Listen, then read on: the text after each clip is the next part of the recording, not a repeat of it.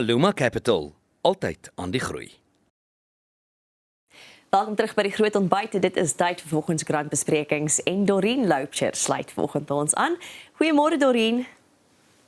Goeiemôre Pierre en Jennifer. Dorien, ons begin vanoggend met, ek wil sê 'n skokkende storie. 'n Man wat sy meisie besmet met HIV. Ja, ek dink ons gaan baie meer van hierdie tipe sake hoor. Dit is nou 'n man wat in aanhouding is in Pretoria. Hy gaan eers weer Maandag in die hof verskyn om moontlik verborg aansoek te doen. Nou die klaagster beweer dat in hulle 8 maande verhouding het hy vir haar gesê hy is HIV negatief en sy het toe antiretrovirale medisyne in sy sak gekry en hom toe daaroor uitgevra en hy toe erken dat hy HIV positief is. Nou, volgens haar het hy gesê dat hy wou haar besmet, sodat sy nooit met iemand anders sou uitgaan nie. Maar dit is nou iets anders skokkend op sy eie. Maar die klaagster het toe gegaan vir 'n toets en sy is positief. Sy is onmiddellik polisie toe en die man is onmiddellik in hegtenis geneem en word aangekla van poging tot moord. Sjoe, dis skokkend. Dorien, hoekom dink jy gaan ons meer van hierdie tipe sake sien? Kyk, ek onthou 'n paar jaar gelede, ek dink dit was AfriForum wat 'n baie suksesvolle saak gehad het, miskien 'n waterskeidingssaak, hoewel ek dink daar was verkrachting betrokke gewees. Die feit bly staan dat as jy iemand met HIV besmet en jy het geweet daarvan, jy plaas daardie persoon se lewe in gevaar en dan ook ander mense se lewens. En ek dink ons moet 'n groter gesprek hê oor mense wat date of wil trou om saam te gaan om getoets te word. Ons kan nie meer daai stigma hê nie. En kom ons wees eerlik, as jy verlief is op 'n man en hy sê vir jou, ja, nee, ek het myself laat toets, ek is negatief. Jy kan net nie meer 'n man of 'n vrou op hulle woord vat nie. Ons moet begin verantwoordelikheid neem vir ons eie gesondheid en seksuele dade, as ek dit so kan stel. So, dan moet ons 'n bietjie praat oor Oprah se skool. Sy is nou die laaste ruk baie rustig en stil en kalm in die media. Daar word nie so baie oor haar gepraat nie en sy tree nou so bietjie terug uit haar skool hier in Suid-Afrika se hoedanigheid ook. Ek was baie verbaas toe ek vanoggend gesien het dat sy na 20 jaar haar skool gaan nie toemaak nie, maar sy gaan basies nie meer deel wees van die Oprah Winfrey Girls School Academy nie. En wat interessant was, is dat dit was blykbaar nog altyd 'n ooreenkoms wat sy gehad het met die departement van onderwys. So die skool gaan volgende jaar terug oorhandig word aan die departement van onderwys in Gauteng. Maar die meisies wat nog in die skool is, tot volgende jaar se skoolgelde sal wel betaal word. Dit sê nie juist veel van wat Oprah verder beplan nie, maar sy sê daar is wel dinge wat sy in die pipeline voer. So ja, jy kan jou indink hierdie skool met 'n fantastiese toerusting en onderwysers. Ek hoop maar die skool se kwaliteit sal behoue bly as dit nou oorgaan na die departement van onderwys in Gauteng. Ek dink dit is wat ons almal ook sal hoop om te sien hoe die departement hierdie skool wat opgebou is gebruik. En ek wonder of dit van haar kant is, want ek was ook verbaas, ek het nie besef dis iets wat sy gesê, dit was altyd die ooreenkoms dat sy so terugkeer, maar ek wonder of dit is van ek belê en ek bou hierdie ding op en dan moet jy dit laat floreer en groei uiteindelik. Dorien, dink jy dit is so geval? Ek sou so dink, want Oprah Winfrey op die einde van die dag is ook 'n besigheidsvrou, so sy het soveel ongelooflike leerlinge wat daar gematrikuleer het, wat aangegaan het om fantastiese werke te kry en topposisies, en dit is definitief 'n legacy wat sy wil agterlaat, maar iets wat sy op moet bou, en ek dink nie sy sal enigstens wil hê om oor 10 jaar of so te moet hoor dat haar aanvanklike skool agteruit gegaan het nie. So kom ons hoop maar dat sy nog so 'n bietjie van 'n sê sal hê. Ons almal praat gereeld oor, spesifiek op ons kontinent, oor hoe sekere dinge gedoen word om gemeenskappe op te hef en dit later dan vervalle raak. Kom ons laat dan nou die gemeenskap toe om hierdie oor te neem en te laat floreer op hulle eie sonder hulp van buite af sien. Ja, verseker. Dorien, dan kan jy nie net sommer Madiba hempies sprint of laat maak en verkoop nie. Ja, ons sien so baie die polisie se klopjagte waar hulle beslag lê op al hierdie onwettige nagemaakte klere, maar iemand was sommer nou baie kreatief en het nagemaakte Madiba hemde gemaak. Die baie bekende Presidential Shirt handelsmerk, die eienaar van die handelsmerk het snif in die neus gekry en begin klere koop by spesifieke winkels in die Oos-Kaap, spesifiek in die Buffalo City Metro daar in Kugompo City, Oos-London, en ook in Dansani en Mthatha. En hulle het nou besef dat hierdie hemde is nagemaakte vervalste hemde met hulle handelsmerke op. So hulle het intussen beslag gelê op so wat 68 hemde met 'n geraamde waarde van oor die R150.000. Nou as jy dink jy het na hierdie winkel toe gegaan om hierdie hemp te koop, het jy basies al hierdie geld betaal vir hierdie klein handelsmerkie op hierdie hemp wat nie 'n werklike Madiba hemp was nie, as jy dit so kan stel. En die persoon gaan dan nou volgende week in die hof verskyn.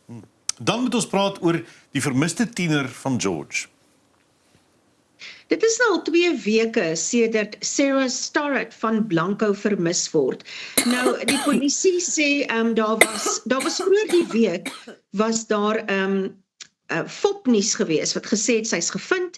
Die polisie sê asseblief moenie hierdie fopnuus versprei nie. Dit is nie waar nie, sy is nie gevind nie. Hulle kan ook nie gerugte ontken dat sy moontlik haar haarkleur kon verander het nie, dat sy dalk nou donkerbruin of swart hare het nie. Die polisie sê ook hulle soek nie net meer in die Wes-Kaap nie, maar hulle soek tog basies nou landwyd uitgebrei. So as enigiemand weet waar hierdie jong kind haar bevind, om asseblief met die polisie in verbinding te tree. Dit is vir hulle uiters belangrik dat sy veilig terugkom by die huis. En hulle kan ook nie uitsluit dat sy moontlik saam met ander mense is nie. Ja, ek seker haar familie is nogals bekommerd daaroor, so asseblief laat weet as enigiemand inligting het. Dan, Dorien, moet ons praat oor 'n verkragter wat outisme as 'n verskoning gebruik. Hierdie was vir my nogals baie ontstellend. Ek is baie betrokke by autisme-organisasies in die Oos-Kaap en ek werk baie met autistiese kinders. En hierdie man was 'n grootkop, 'n uitvoerende direkteur by 'n bank wat oor 'n 10 jaar tydperk mense verkrag het, vrouens bedwelm het om te verkrag, hy het kinderpornografie op sy rekenaar gehad, en sy verweer in die hof was dat hy is autisties, en hy het nie besef dat wat hy gedink het is consensual, was volgens sy slagoffers verkrachting nie, en die autistiese gemeenskap is absoluut ontsteld hieroor en geregtelik so. En die regter het net gesê dat dit is belaglik en dat hy hierdie as 'n verskoning kon gebruik het. Vir 10 jaar het hy vrouens bedwelm, hy het hulle afgeneem as hulle bewusteloos was. En die tipe van goed wat hy op sy rekenaar gehad het, is net absoluut iets wat jy op niks anders kan blameer as die feit dat jy kinderpornografie en 'n pedofiel is nie. Baie beslis nie omdat jy autisties is nie. Dit het ook nooit in die hof uitgekom. Niemand het kom getuig dat hy op die spektrum is nie, as ek dit so kan stel. En dan die groot nuus weer gewys in Suid-Afrika is die feit dat ons in die greep van sneeu en koue is. Ja, ewe skielik het ons gehoor daar's 'n waarskuwing vir Maandag en Dinsdag en dit het lekker gesneeu op 'n sekere passe hier in die Oos-Kaap, veral op die R58, die Barkley pas. En gister op 'n stadium was daar 7 voertuie vasgekeer, insluitende 'n verkeersvoertuig, maar hulle sê 'n boer maak 'n plan en een van die plaaslike boere het sommer gou gekom met sy trekker en woordswarts daai 7 voertuie gehelp om uit hulle penarie uit te kom. En weet die verkeersowerhede het gesê as jy nou op daardie paaie moet ry in hierdie omstandighede, maak maar seker jy het 'n kombers in die kar, ekstra water, maak seker jou selfoon is gecharge. En dit het my nogals laat dink, wat het jy in jou kar as iets met jou moet gebeur, as jy langs die pad moet gaan staan of in so 'n situasie moet wees. Dink ons daaraan om altyd ekstra water te hê, 'n kombers, miskien iets om aan te eet of so aan. Dis nogals iets om aan te dink, is dit nie? Dit is verseker, ek kan vir jou sê, ek het niks in my kar nie. Ek het soms 'n bietjie ekstra water, maar dis omtrent al wat ek in my kar het. So ek dink dit is goeie bewustheid en om bewustheid te skep ook vir hierdie omstandighede. Om seker te maak, dalk in die kattebak sit maar net 'n ekstra kombers of 'n ekstra ietsie wat jy gaan nodig het indien jy jouself bevind in hierdie omstandighede. Maar terselfdertyd ook, as jy van die paaie af kan bly, doen eerder is so indien moontlik, verseker. Dan, Doreen, is ek nie seker hoe ek sou voel oor hierdie man en sy kitaar nie. Stel jou voor jy is 'n musikant en al wat jy doen is speel gitaar. Nou word jy in hegtenis geneem en aangekla van aanranding. Nou hierdie man van Japan het vir die afgelope 8 jaar sy bure mal gemaak met sy elektriese gitare. Dag en nag, hulle reken tot so 80 desibel, wat nie baie is nie. 80 desibel is soos 'n stofsuier, 'n haardroër, 'n blender, maar stel jou voor jy het dit vir 9 jaar elke dag wat jy langs jou dit hoor. So sy bure tussen die ouderdomme van 60 en 80 het uiteindelik genoeg bewyse ingesamel en die man is in hegtenis geneem, beslag is gelê op sy 40 gitare, al sy musiek, sy subwoofers, sy speakers en al wat, en hy word nou aangekla van aanranding. So ek dink in Japan is die wette duidelik baie anders, maar ek was al op die receiving end van bure wat net tot laatnag partytjie hou en julle sal weet, ons is mense wat vroeg moet opstaan, maar ek moet ook erken, toe ek 'n student was ek een van daardie wat nie omgegee het vir die wat moes vroeg opstaan nie, so ja. Was jy toe dalk een van die met die gitaar in die hand? Ek het gewonder hoeveel keer is hy gewaarsku, hoeveel keer het hulle dalk al die polisie gebel om uit te kom om hom stil te maak, veral in die nagtelike ure. Want nou soos jy sê, okay, dit is so hard soos 'n stofsuier, dan dink ek, okay, as ek wil slaap, maar ek hoor daai geluid konstant hier langs my. Dit kan glad nie lekker wees nie, maar ek het tog al gewonder, Doreen, maar hulle sê nêrens nie hoeveel keer hy al voorheen gewaarsku is. Wel, as jy moet kyk, hy doen dit vir 8 tot 9 jaar, dink ek die waarskuwings was nogals baie, want hulle sê, die ou mensies moes basies bewyse bymekaar maak, om hom uiteindelik te kry, om in hegtenis geneem te word. En ja, as jy nie kan slaap nie, veral op daai ouderdom, op enige ouderdom, dis ook nie goed vir jou gemoedstoestand nie, glad nie.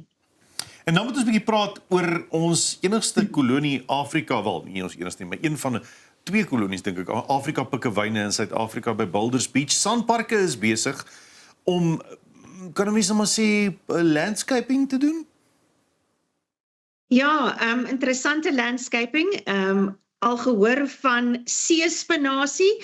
Ek wil nou nie die natuurnaam gebruik vir hierdie plante nie, so ons noem dit die seespenasie.